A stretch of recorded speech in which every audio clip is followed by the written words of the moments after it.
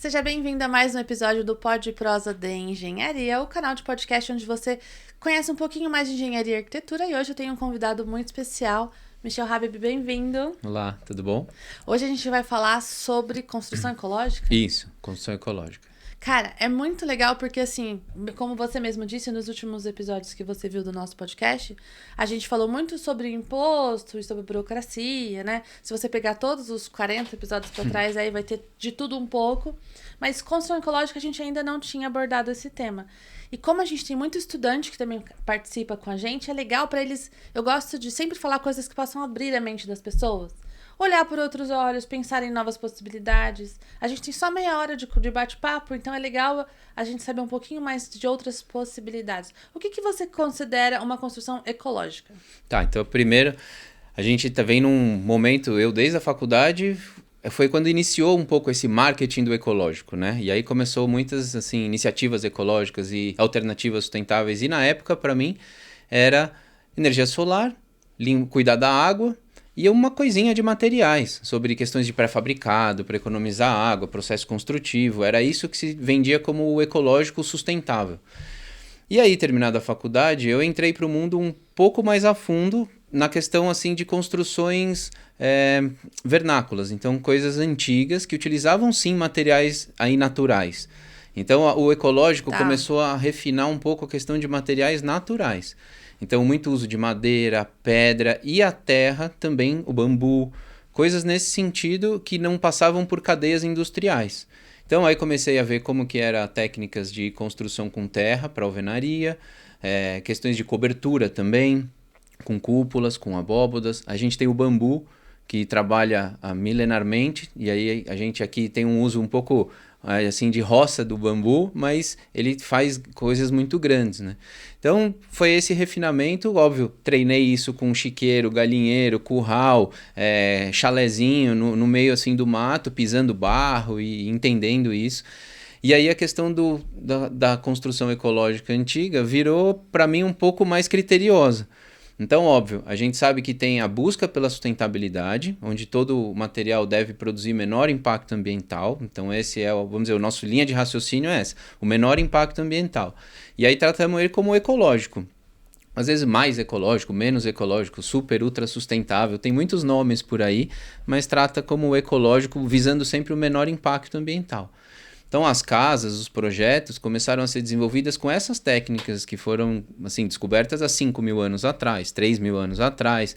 As mesmas técnicas, óbvio que agora com tecnologia. Então aí se melhora a qualidade de reboco, melhora de tratamento das madeiras, melhora de processos. Aí sim, coloca a tecnologia que tem gasto energético, tem investimento financeiro, tem prejuízo planetário, mas de uma forma assertiva para que aí o impacto seja menor na construção como um todo.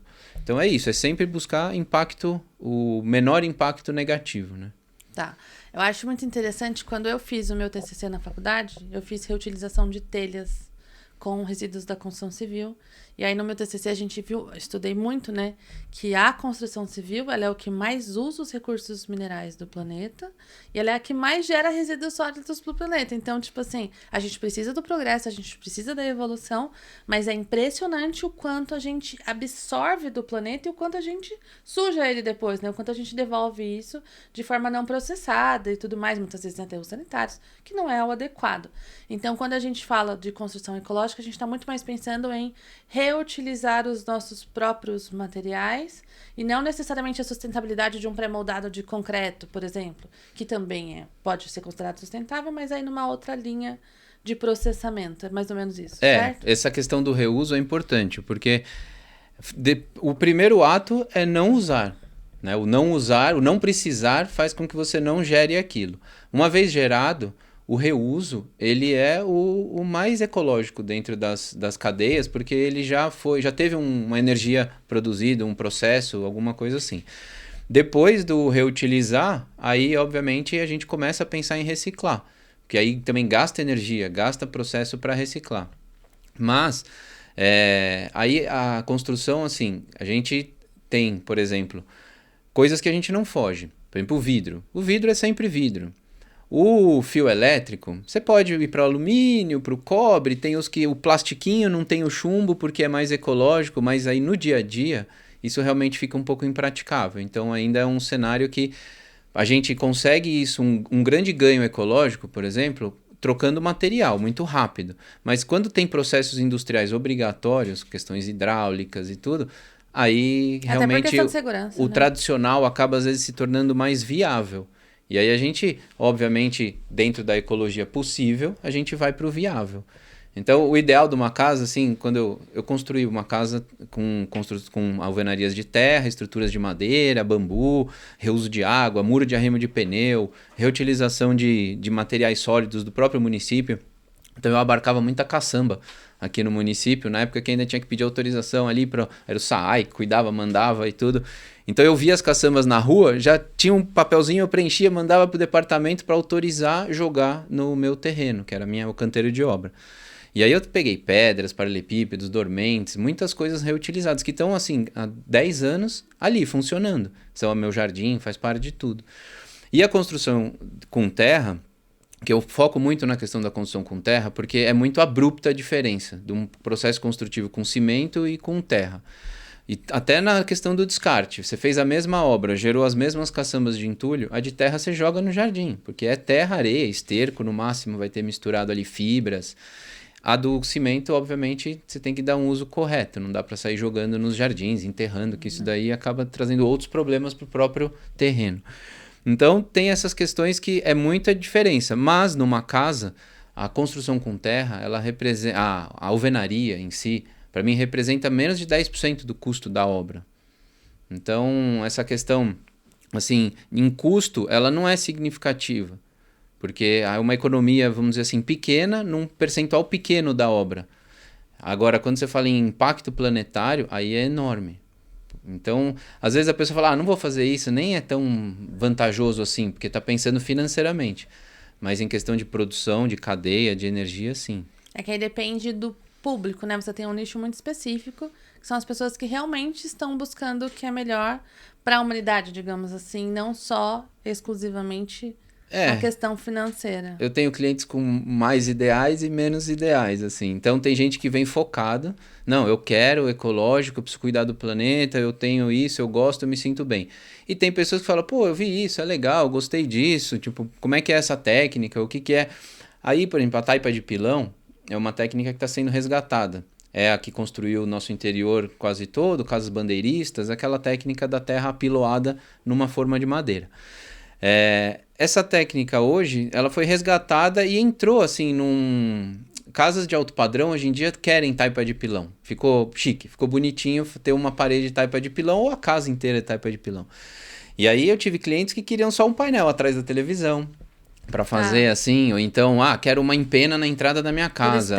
Por estética, ou às vezes conceitual, mas eu tenho um dilema que é assim, o estudante, que é o ideal, ele não tem o recurso para construir a sua própria casa. E o cara que já está com seus 50 anos e que juntou o recurso todo, não quer arriscar num negócio que aí ele ainda escuta muita coisa. O preconceito é grande, né? É grande. Então tem uma visão que muitas vezes as pessoas chegam para mim, quero um projeto ecológico.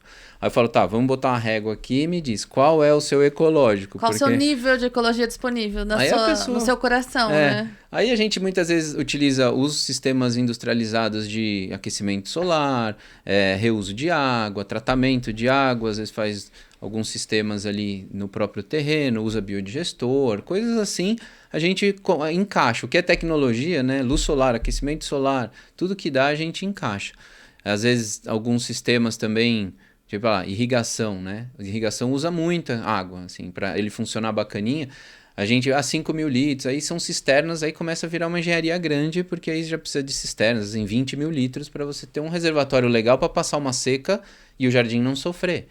Então, às vezes a gente entra nessa questão da ecologia, analisando também, assim, essas viabilidades. Vale a pena, não vale a pena?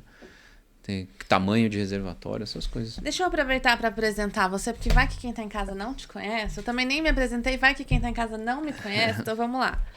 Michel Habib é nascido em São Paulo, arquiteto graduado pela Fundação Armando Álvares Penteado, a FAP, e bioconstrutor formado pela TIBA. É assim que fala? Isso. TIBA. Tecnologia Intuitiva e Bioarquitetura. É membro da Rede Terra Brasil de pesquisa científica em construção com terra. Sócio e arquiteto do escritório TIBA Arquitetura. Desenvolve projetos e coordena obras de bioarquitetura, além de transferidor de conteúdo de conhecimento teórico e prático. Achei maravilhoso. Transferidor de conhecimento em cursos, palestras, capacitação, mão de obra, podcasts para estudantes, clientes e profissionais da área da construção civil. Em Atibaia desde 2009, desenvolve projetos residenciais para clientes e investidores da construção civil. Então, se você está gostando do tema e gostaria de saber um pouco mais sobre um projeto em bioarquitetura, entre em contato com o Michel, que ele vai ter prazer em te atender. Com certeza. E eu, caso você não me conheça, eu sou Adriana Duarte Sintra, engenheira civil, especialista em regularização de edificações.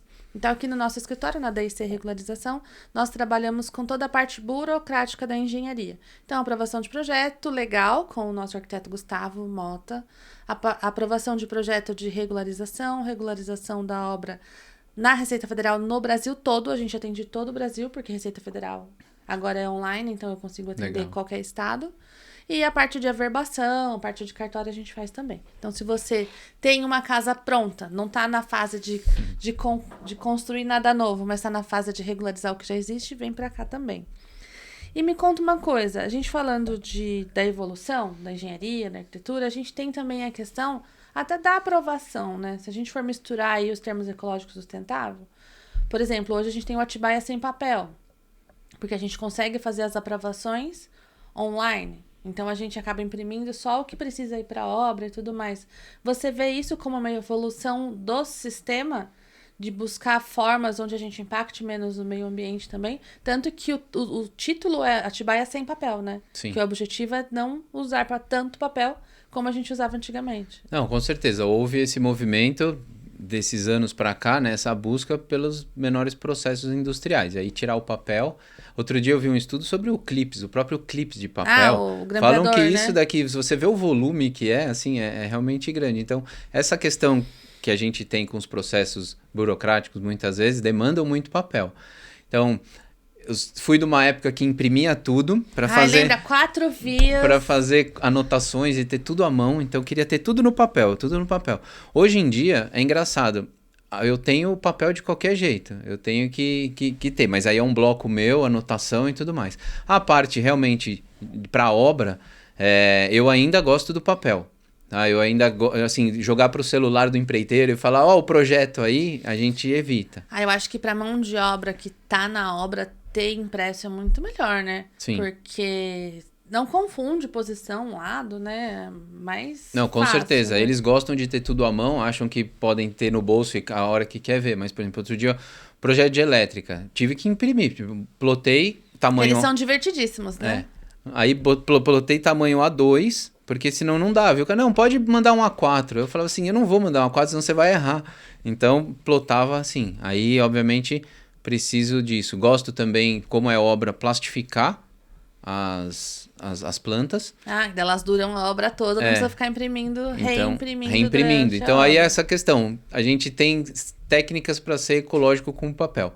Uma foi a questão da digitalização, mas, por outro lado, a gente ainda depende muito do papel. E aí a plastificação vira um investimento, porque você tem que investir ali naquele primeiro jogo, né, completo. E aí plastifico tudo e ele dura a obra inteira. Aí dura 2 anos de obra, tranquilo. Eu lembro, logo que começou esse lance de maquete eletrônica, porque era tipo novidade. E aí meu pai tinha obra aqui em Atibaia, daí a gente imprimia a fachada, assim, bem grande, colocava na obra pros profissionais que estavam trabalhando na obra verem o que eles estavam construindo, né? E como esse lance de maquete era muito novo, todo mundo achava lindo, né? Hoje em dia, se você falar que vai dar um projeto sem maquete, o povo até torce o nariz pra você. Mas no passado era normal, né? Sim. Do mesmo jeito que a gente tinha que pôr 4 plantas na prefeitura e assina, e aí tem comunique-se, aí vai lá em São Paulo buscar a assinatura do cliente, eu tenho que esperar o cliente vir no final de semana. Inclusive, um dos nossos patrocinadores aqui do podcast é a Max Print. Sim. Que é nosso patrocinador aqui e que trabalha com toda essa parte de plastificação, impressão.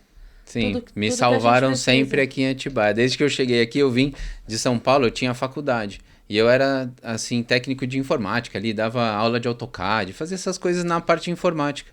E eu tinha uma plotter à minha disposição. Ah, que beleza. Então eu fazia testes, imprimia tudo que eu gostava, A0, A2, fazia todos os testes. Quando eu vim para Atibaia e aí comecei a mexer com essa parte de aprovação e ter que aprovar coisas, eu tive que arrumar, obviamente, alguém que me entendesse, porque tem o CTB, tem todas essas coisinhas, assim, quando você faz ali como se fosse sua impressora, é diferente de quando você precisa mandar para uma gráfica, que aí você precisa ter o CTB certinho, o tamanho. Aí as pessoas às vezes, justifica no papel. Aí o cara, mas vai perder a escala. Não, põe na escala. Aí ainda joga trabalho pro rapaz da gráfica, né? Mas é isso, aí eu dava muita sorte de morar próximo da Max Print. Então muitas vezes eu mandava para eles e falava, tô passando aí saía andando a pé, já passava, já levava e seguia o dia. É muito interessante, né? Porque as coisas marcam a vida da gente, né? Você deu um exemplo. A Max Print tinha, em cima do balcão, um baleiro. E aí meu filho, que hoje tem 12, ele subia no sofá, né? Aí eu falava pra ele, não pode pôr o pé. Aí ele ficava e pegava a bala. Aí esses dias ele falou pra mim, falou assim, mãe, lembra quando a gente ia naquele lugar que você pegava as plantas onde eu pegava a bala? Então, assim, pro Washington, com certeza, dar bala foi só uma cortesia. Mas pra infância do meu filho, era o lugar onde ele ia buscar bala, né? Então, eu acho que isso, quando a gente pensa em arquitetura ecológica, é esse todo, né? É você falar assim, poxa, eu moro numa casa que tem uma construção diferenciada. Imagina essa criança contando na escola. Sim. Imagina uma criança que acompanha uma construção dessa. Uhum. O quanto ela não leva pra vida dela. Porque a gente, normalmente, os filhos visitam a obra com o pai. Sim. De vez em quando, né? Você tem casos assim? Tenho. Minha filhinha eu levei pra obra cedinho, no colo ainda, capacetinho, e a gente um dia tava com ela, óbvio que não sempre, mas achei até legal.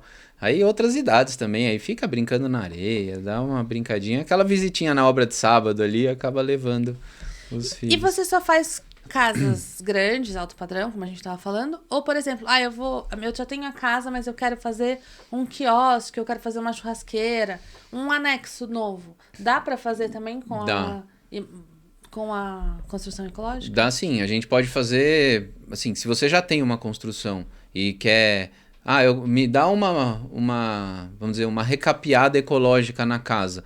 Existem tintas hoje ecológicas que são de terra e que vão aderir numa alvenaria de cimento tradicional. Muitas vezes você pode ter um tijolo cerâmico, e aí, óbvio, você precisa de um chapisco, e aí depois você pode vir com um reboco mais ecológico, que é só cal e areia, por exemplo, não tem cimento. Então você tem algumas, assim, questões que você pode trabalhar, onde você pega uma casa tradicional e vai colocando inputs ali de coisas que são mais ecológicas.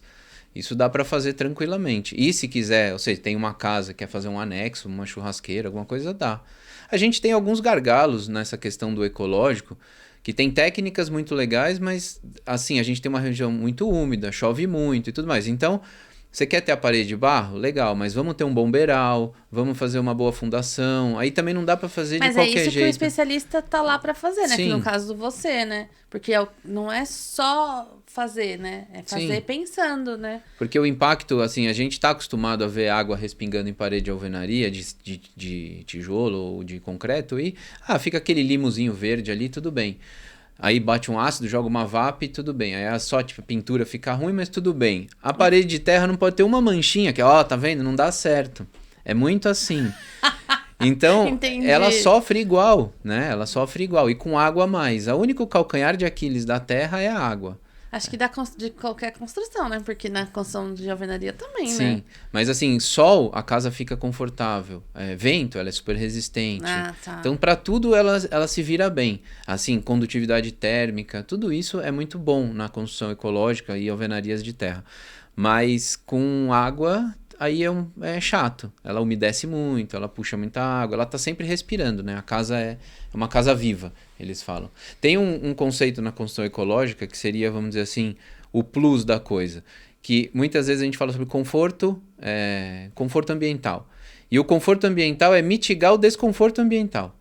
Então, eu vou ligar isso porque tá calor. Eu vou fazer isso porque tá frio. Eu vou fazer isso porque tá vento. Esse barulho. A janela tem que ser assim. Enquanto na construção ecológica, quando a gente, vamos dizer assim, uma vez tentado resolver tudo isso, a gente vai pro real conforto, onde você tá lá E aí você respira, e aí você fala, ai, que Cara, que casa linda, que inteligente. coisa legal. Esse é o real conforto. É você não tá sofrendo nada e ainda se Nossa, deleitando mas com... consegue dar um jeito em tudo? Não, não Ah, bom. consegue. Mas pelo menos uma boa vista, um Tá. prazer de estar habitando uma casa viva, assim, que você sabe que tem história.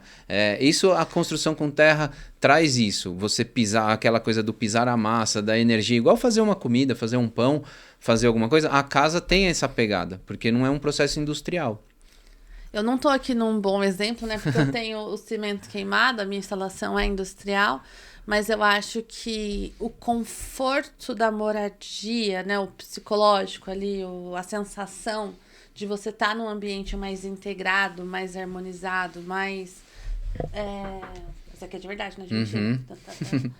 Mas qual que é a palavra que eu tô procurando? Vivo. Vivo, né? É isso. E aí eu acho que até o psicológico das pessoas que moram, porque aqui é um escritório, a gente vem trabalhar e vai Claro. embora. Tudo bem que são 8 horas por dia. Mas você morar numa casa cinza e preto e deve trazer um desconforto. Um desconforto. Tem gente não sei, que gosta. depende da pessoa, eu acho, né? Eu acho que tem gente que vai se eu sou sentir good bem. vibes, né? Então eu acho que eu gosto mais do rústico, digamos assim. Por exemplo, tem casas de terra que a gente faz e a coloração fica mais pro terroso. Então fica pro amarelado ou pro avermelhado, que são as cores de terra que a gente encontra por aqui. Como sempre mistura cal nos revestimentos, fica um café com leite clarinho, um salmãozinho clarinho, sempre é esses tons. Tem gente que fala, não, eu não quero nenhuma cor nem outra, pinta tudo de branco. E aí a gente caia a construção toda. Ou então fala, não, tem as terras, aí sim, tintas industrializadas já, mas a base mineral. E aí tem algumas cores, mas sempre no Pantone da terra. O marrom, o café, o cinza. Aí você tem o cinza. O que eu não gosto, por exemplo, se ficasse o marrom, né? Tipo, escuro, porque eu não gosto de ambiente escuro. Mas o café com leite, tipo, eu super aprovaria. Inclusive, tipo, sempre compro tintas mais pro beijinho, palha, né? Mas... Então, essa é uma vantagem que não entra na conta da construção também. Quer dizer, entra, mas as pessoas não se atêm não isso. se ligam, né? A casa de terra, bem rebocada, ela não precisa ser pintada. Porque o reboco já vem com a sua própria cor. E a cor da própria terra, E clarificada. precisa pôr impermeabilizante? Não usa impermeabilizante, porque senão você vai vai cancelar uma propriedade que a terra tem. Você pode usar. Se você passar verniz na terra, você sela ela. Mas você sela também para gases. E aí, questão desse conforto térmico, troca de umidade ambiental, ela vai perder. E aí você pode ter patologia na parede, porque aí vai embolhar, o ar vai entrar e não tem por onde sair. Então, normalmente se passa hidrofugante. Respirar, né? A gente passa hidrofugante, coisas que são indicadas para cerâmica, coisas assim. Tem os naturais, que são sumos de cactos e coisas assim, e tem os silicones ali, os aquelas da vida, que a gente está acostumado a trabalhar, mas sempre hidrofugante, não impermeabilizante.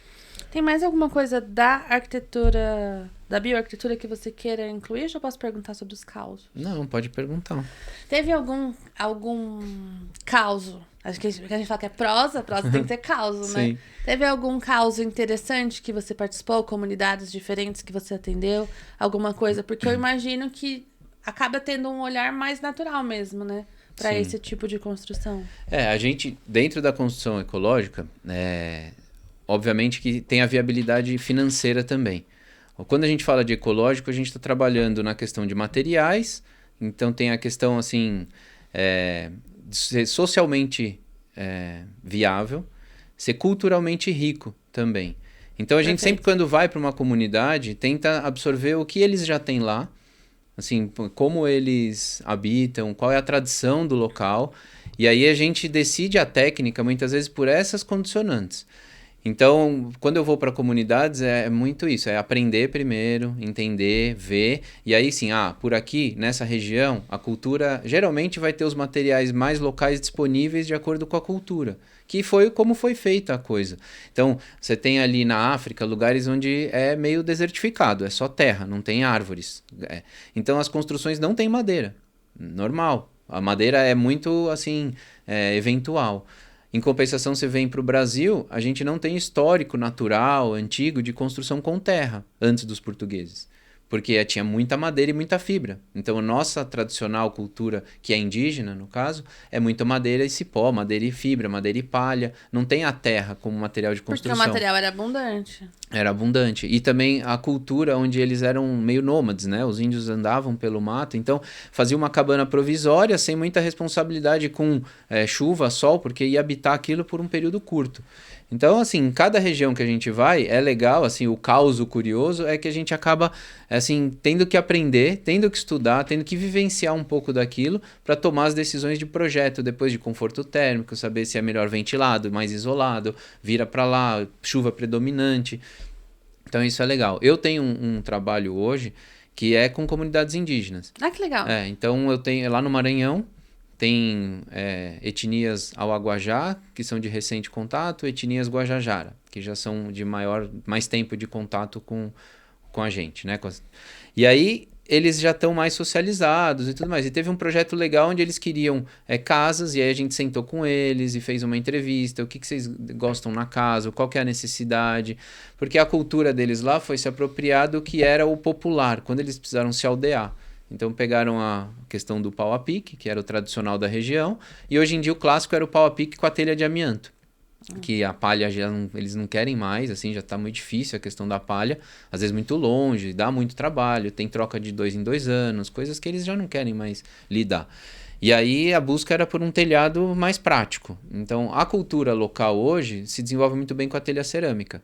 Mas por praticidade as pessoas acabam pegando a brasilite, a de amianto tradicional. Só que para o calor de lá é uma coisa, assim, difícil.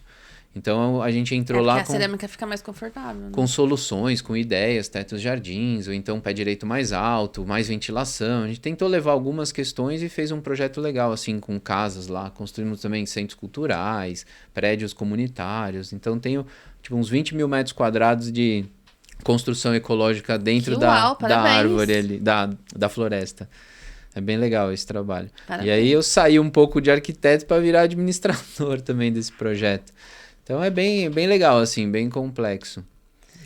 Eu acho interessante essa pontuação que você colocou de o que aquela região tem. Então vamos colocar. A palha do Maranhão é super sustentável. Então eu vou construir uma casa aqui em Atibaia e vou mandar trazer a palha para usar aqui. Sim, deixou de ser sustentável. Deixou de ser ecológico. Porque o que vai gastar de caminhão, combustível, transporte, não faz sentido. Não. Então, esse olhar de que cada região e cada local vai ter a sua caracterização e cultural mesmo, né? O que cada pessoa, o que cada lugar precisa, né? Agora com Instagram, rede social e tudo mais, a gente acaba tendo acesso a lugares que a gente não teria, né? Então, por exemplo, não sei o que eu tava vendo outro dia, que a pessoa falou assim, porque acredita que ele tem chuveiro aquecido? Eu falei, ué, mas por que ele não teria chuveiro aquecido? Mas era um lugar de muito calor, onde eles não precisam de chuveiro aquecido. Enquanto aqui, se a gente não tiver um chuveiro aquecido, ainda mais nessa época, a gente morre de frio, né? Sim, sim. Mas tem regiões do Brasil que não faz tanta lá no diferença, Maranhão, né? É assim, os hotéis, se você não pedir, você vai ficar num quarto que não tem chuveiro elétrico. É engraçado. E a água sai morninha também, já tá 30 e tantos graus. Mas é porque é uma característica da localização. Claro. Então, tem coisas que não fazem muito sentido se você não se ambientar com o local.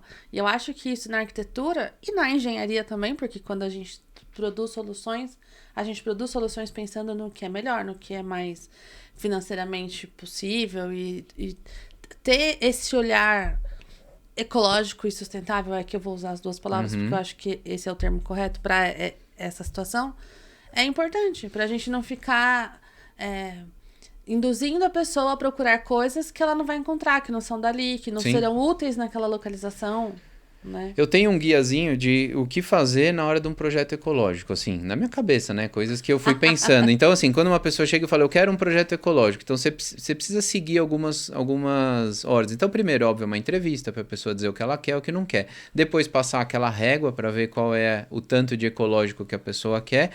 E depois, é isso, é a minha parte investigar o local, a disponibilidade dos recursos, a disponibilidade de investimento que a pessoa vai querer fazer, E aí depois mapear. Depois disso, quando eu estou nos materiais locais, aí eu defino a técnica. Então muitas vezes a pessoa quer uma casa ecológica, mas qual técnica usar? Porque a gente tem muitas ali. Então qual técnica vai ser adotada? A estrutura é madeira ou é bambu?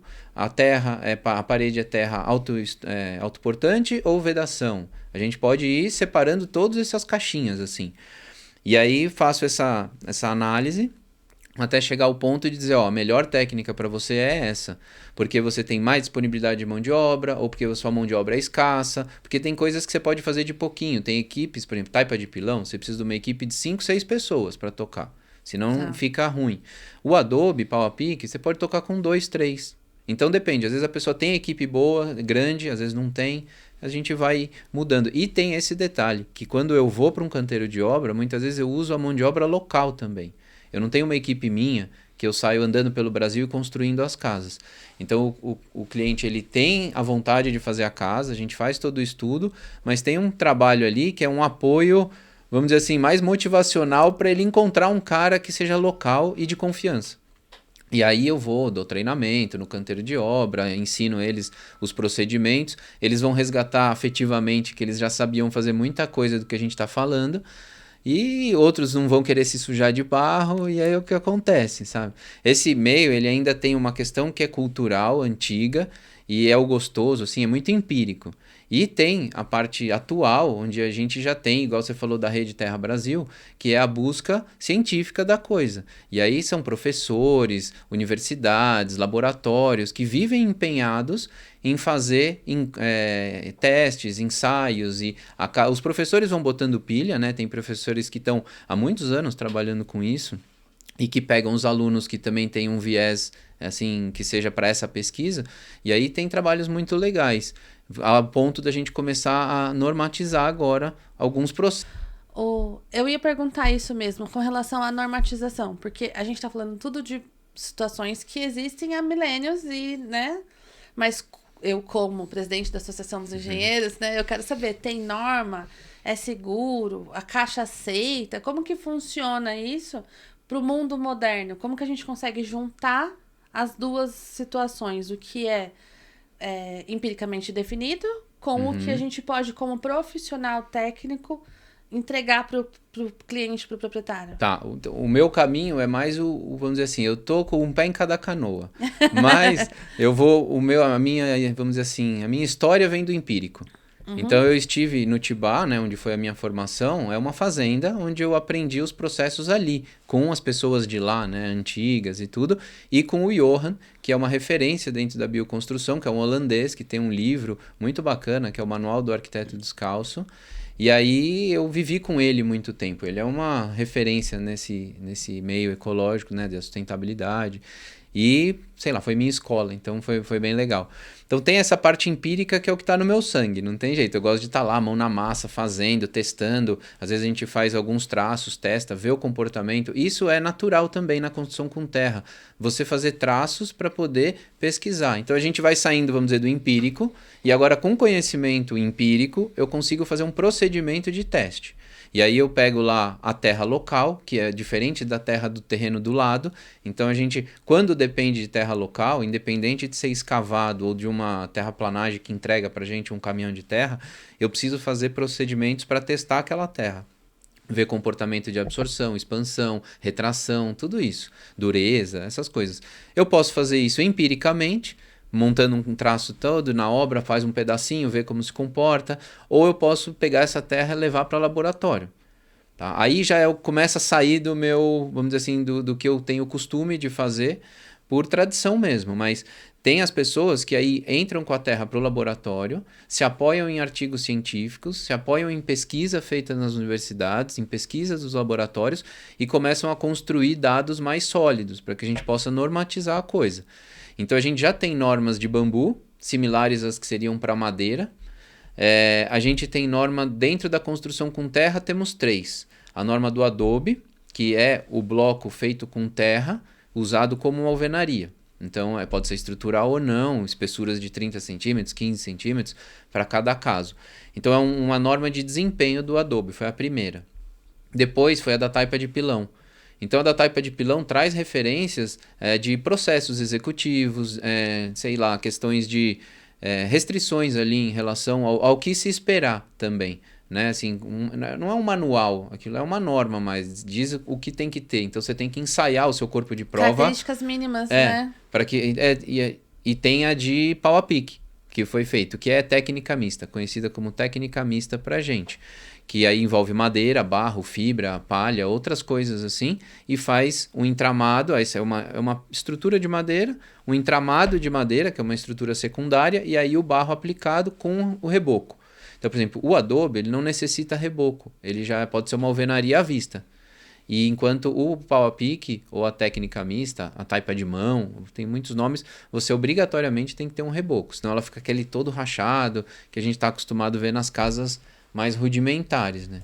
Eu acho assim, o lado good vibes que habita em mim entende perfeitamente, né? Mas o meu lado engenheira, ele pede pelas normas, né? Até por questão de segurança com o cliente e tudo mais. Então, assim, ter um grupo que está desenvolvendo isso pode realmente resgatar isso de forma que profissionalmente a gente aplique de forma segura, né? Porque a gente não vai estar só no empírico. Não tem nada de errado com o empírico. As igrejas estão aí até hoje. Né? Grandes e grandes monumentos que estão aí até hoje foram construídos. Você descobriu como foram feitas as pirâmides? Não, mentira. Essa ainda não. Tem muito boato, né? Mas então, assim, tem muita coisa que prova que o jeito que era feito antes funciona.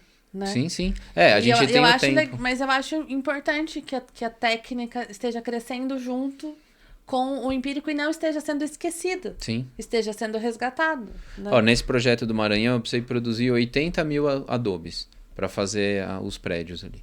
E também 20 mil metros quadrados de obra construída, né? Essas foram para isso para 10 mil. As outras 10 mil foi pau a pique mesmo. Aí nesses 10 mil metros, parede dupla, 35 centímetros de espessura, que tinha um adobe, um espaço vazio e um adobe, justamente para a parte térmica de lá. E aí a gente trabalhou alguns traços, eu demorei 2 meses mais ou menos para entender os materiais que eu ia ter disponível. Então tinha palha picada, casca de arroz, tinha algumas fibras ali da região que eu fui testando. Teve também barro branco, barro vermelho, pó de pedra. A gente tinha um problema de estrutura do barro, era muito saibro ali na região, então eu não tinha o que eu precisava. Então ia adicionando coisas e vendo. Definiu-se um traço. Aí a gente fez uns corpos de prova, mandei para laboratório, ensaiei. Mas tá vendo como tá junto? Tipo, acabei me apropriando. É um empírico tecnológico, né? E aí foi legal, consegui ter os números daqueles adobes, vi que o traço que eu tinha feito estava um traço bacana para uma alvenaria de vedação que eu ia fazer. E aí botei para executar. Aí montamos uma adoberia e trabalhava produzindo adobe dia e noite. Sensacional. Foi bem legal. Parabéns pelo projeto, pelo trabalho. Você atende o Brasil inteiro, se quem estiver em casa quiser te procurar, né? Pode procurar. Só ia comentar, você falou da caixa em algum momento. Perguntei. E eu lembrei de um caso que foi justo com a minha casa. Eu comecei a obra com recurso próprio e precisei pegar um financiamento no meio do caminho, com a própria caixa. E aí, a casa é de pau a pique, minha casa ela tem taipa de pilão, pau a pique e adobe, tem as 3 técnicas. Eu tava com a taipa de pilão, como ela é uma alvenaria estrutural, eu preciso fazer ela antes de bater a laje. Então, tava fazendo alvenaria estrutural. Só que ao mesmo tempo eu não posso molhar. Então eu passava mais uma vez nas copiadoras, nas plotters e pegava plásticos, lonas assim que eles imprimem compridas, tipo essas de outdoor de rodovia, e colocava tudo assim em cima da parede para proteger. E no meio desse processo, estava com as paredes erguidas, com tudo assim, a estrutura de madeira principal já toda entramada, sem o barro, mas só parecia uma galinha de festa junina assim. E aí chama o engenheiro para aprovar o financiamento, porque já era um terreno com uma edificação iniciada e tudo mais. E aí ele chegou, eu e ele assim na esquina ali olhando, falou, aquele terreno ali, tá. Aí ele olhou assim, ele nem entrou no terreno, ele olhou e falou, mas e essa coisa aí? Aí eu falei assim, sei lá, acho que é uma casa aí do antigo proprietário. Ele falou, não, mas isso aí você vai demolir, né? Eu falei, vou demolir. E aí no fim só terminei e tá aí até hoje. A casa aqui pra ele Faz quantos anos? 10 anos. 10 anos, tipo, bem vividos ali e ela tá aguentando super bem. Então existe essa questão assim, a caixa ela aprovaria. A gente tem dentro da técnica o bloco de solo cimento, que ele tem um ganho ecológico por não ser cozido, por ser cru, que é aquele prensadinho de 2 furos. Então, esse, vamos dizer esse assim... é bem utilizado já hoje, né? Então, assim, dentro da construção com terra, saiu do cerâmico, do concreto, que é queimado, esse é o primeiro, que é o cru, mas vai cimento. E aí, depois para baixo, tá o adobe, que nem é prensado, nem vai cimento, e é cru também. Então, em ordem ecológica, vamos de processo, é isso. Então, esse furadinho já tem norma, faz muito tempo, e ele já é aceito pela Caixa. Aí, nossa ideia é que, se a gente vai trabalhar com adobe, a gente pode entrar como alvenaria. E aí, não tem porquê não é alvenaria, é alvenaria. Agora, um pau a pique, às vezes ficava aquela coisa da casa pré-fabricada. Igual, tipo, as antigas de madeira, que eles não aprovam, né? Eles não dão financiamento para esse tipo de casa. Agora parece que estão pensando melhor nesse assunto, mas também... Então, o pau a pique estava nesse nicho, nessa zona cinzenta. E agora, com a norma, traz um pouco de peso para a gente tratar como técnica mista, como alvenaria mista, coisas assim. Então, tá encaminhando. Mas é um processo bem longo. Eu lembro que quando eu entrei nesse mundo nos anos, sei lá, 2000 e pouco, 2005, eu falava assim, nossa, daqui 5 anos as coisas vão estar bombando. Já se passaram 20 anos e a gente ainda tá nessa sensação de que, nossa, daqui a pouco vai ser a modernidade. Mas eu acho que as normas são um caminho, porque daí aí você pode começar a financiar esse tipo de construção, porque você aumenta o tipo de pessoas que pode ter acesso. Sim, né? E foi legal participar da execução dessa norma, das normas, assim como grupo de discussão, porque eu fui como a parte executora. Quando você está fazendo uma norma, você tem 3 times, né? O time dos comerciantes, o do consumidor final e o do execução. E aí, o do material, né? O comerciante material, o execução, serviço e o consumidor final. Então, monta-se esses times para ir discutir a norma, para falar. E eu estava com essa parte do executor, assim. Então, aí eram relevâncias, mas é engraçado que a norma, realmente, ela vem atender o interesse de todos ali. A questão que beneficie todos os grupos. Então, é bom ter. Com certeza. É difícil, às vezes, de você atender ela, porque você está lidando com materiais... Mas todas as normas, imagina, gente, jamais eu diria isso, não. Não, as normas, elas são bem exigentes, todas são, né? Mas é isso, é fazer o melhor que a gente pode com o que a gente tem, né? Michel, muito obrigada. Imagina, obrigado a vocês. Deu o nosso tempo, obrigada pela sua presença. Valeu. Gostou do nosso bate-papo? Adorei, foi minha estreia. Então, você que está acompanhando o nosso podcast de engenharia, agradeço por ter estado mais um dia, agradeço aos nossos patrocinadores, nossos apoiadores, o CREA São Paulo, a Medical, a Max Print, a Cerâmica Me Fale, quem mais, Gui? O IPEA, o CREA eu já falei. Max Print, Cerâmica Me Fale. Matrix Assessoria Contábil, a nossa assessoria contábil. Passeio de lancha do senhor meu marido, Adriano Rafael de Souza. Quando vocês quiserem participar de um passeio de lancha na represa de Nazaré, ver a ecologia, a natureza, aproveitem passear de barco com a gente. E a D&C, né, que é o nosso escritório, também sempre à sua disposição. A gente não costuma falar dos patrocinadores em todos os episódios, mas hoje... Pessoal, muito obrigada, até a próxima. Tchau, tchau.